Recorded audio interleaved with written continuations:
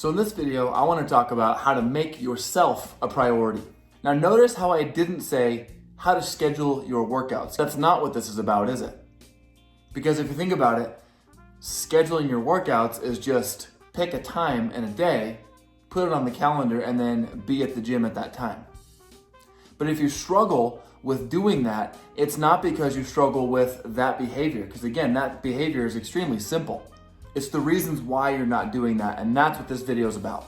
So the first thing that we need to do is take working out off of the to-do list next to laundry and the dishes and put it on the must-do list next to eating food and drinking water. You see, when we look at working out as a chore, then it's gonna feel exactly the same way that laundry and dishes do. Ugh, I gotta do that, I don't want to, but it has to get done. Whereas when you're looking at working out like eating and drinking, it doesn't really matter. Have you ever noticed that you don't need to get motivated to eat food, brush your teeth, drink water? Why? Because you see those as essential tasks for living, and you recognize very quickly that by not doing those properly, you pay the price. The difference with working out is it takes a little longer to notice the detriment of skipping it. But there is a detriment: sickness, injury, lack of self-confidence, lots of other things. And so first, for any of these behaviors to stick, we need to change our perspective and reframe how we view working out.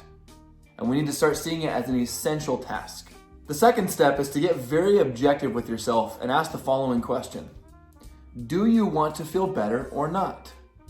And if you're a sane person and answered, I would like to feel better, then ask this next question: out of moving my body for 20 to 45 minutes or sitting on the couch, which one is going to make me feel better?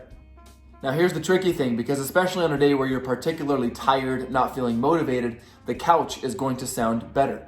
But in order for true change to happen, we must learn the important skill of foregoing short-term comfort for long-term gain.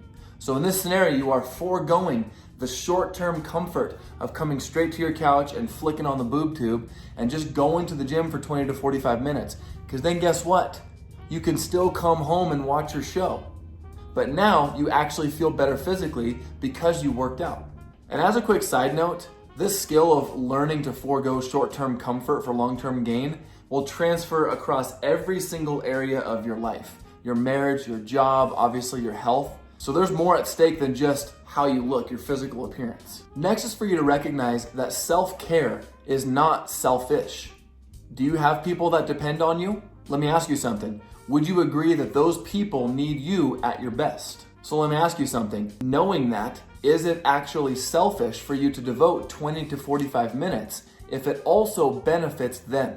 See, we use our kids, our spouse, as a primary excuse as to why we're not going to the gym. Oh, I'm just busy, the kids need me. You're right, they do need you. But they don't need half of you. They need all of you.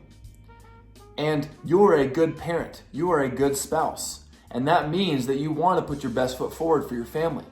The only way to ensure that is by making sure that you are filling your cup. And one of the main ways we can do that is taking care of our physical body. A strong body leads to a strong mind. And then lastly, yeah, you do need to set your appointment on the calendar. Think of it like a doctor's appointment. One of the main reasons it's easy to make it to the doctor is because you have an appointment. And when you actually put it on your calendar, it's on Thursday at 9:30 a.m., you're way more likely to say no to other things because you've psychologically blocked that chunk of time out. There's going to be times where this is subject to change, but don't let that discourage you from putting it on the calendar. That's just part of the game.